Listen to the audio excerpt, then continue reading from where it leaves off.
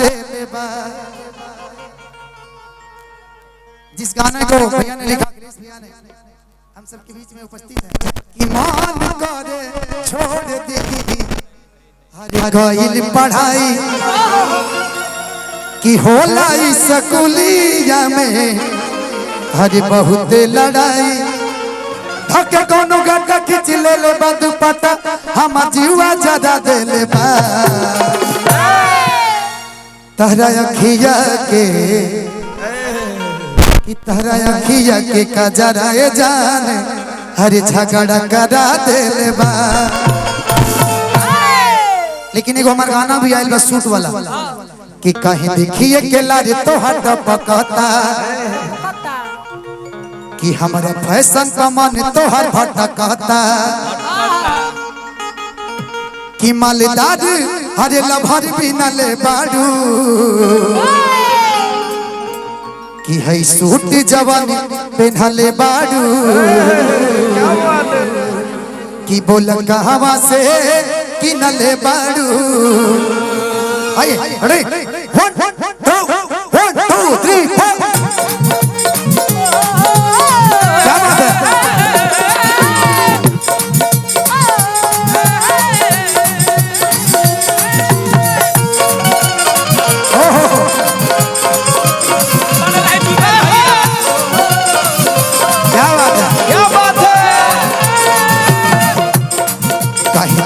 खेला जे तो हट पकता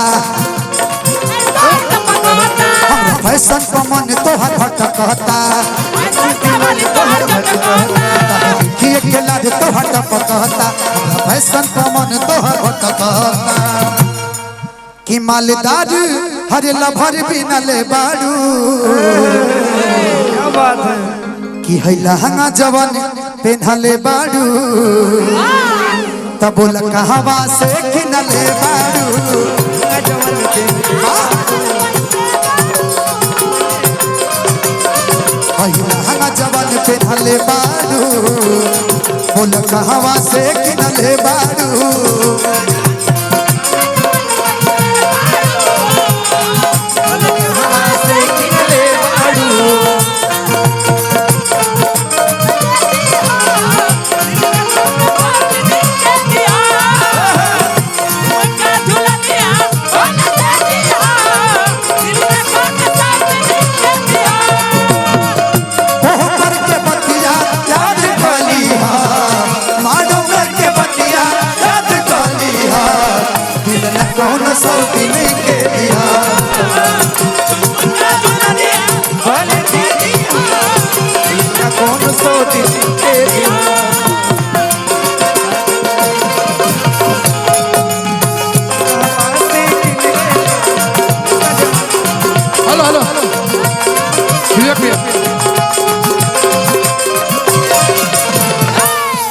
हम लोग के बीच में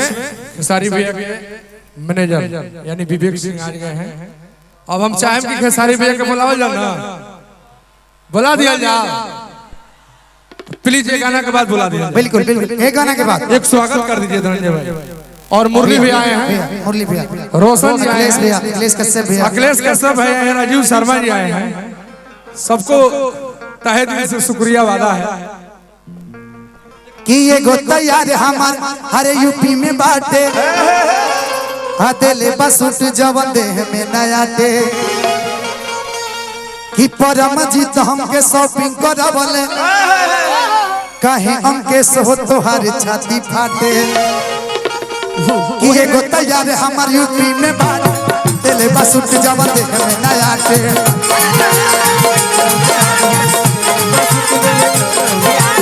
परम जीत हमके शॉपिंग करवले कहे धनंजय तोहार छाती फाटे।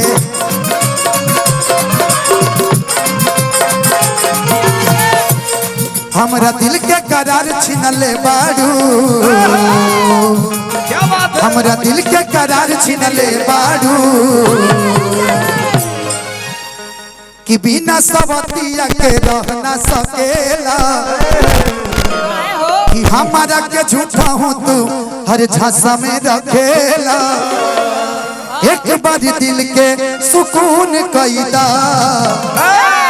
हरे राजा जी एगो खून कैदा अपन ही हाथे हमारी खून कैदा कि हैला हंगा जवन पेन्हले बाड़ू तब बोला कहवा से किनले बाड़ू कि हैला हंगा जवन पेन्हले बाड़ू बोला कहवा से किनले बाड़ू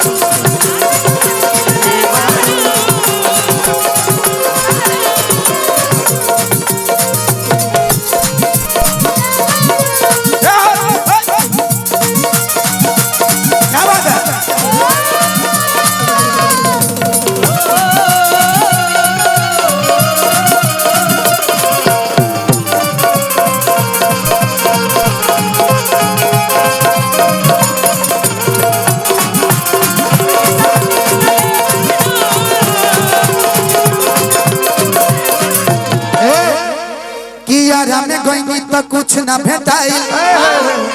आके देवरिया में मन जहुआइल कि वही जैसे लागल सिवान में पाता अरे गईनी ह छपरा तो साइज भेटाइल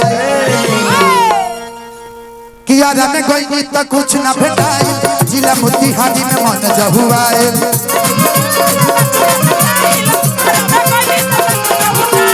वो जैसे लागल देवरिया में पाता और देवरिया तो साइज भेटाइल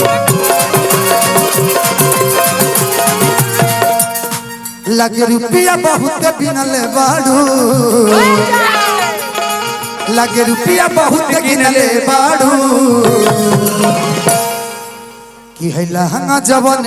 पेन्हले बाड़ू के कर अंकेश भैया दिले बने कि ब्रजेश भैया दिले बने कि सागर भैया नीरज भैया दिले बने कि ज्योतिष भाई ज्योतिष जी का उहे छोट बने लोग तेरे भाई धनंजय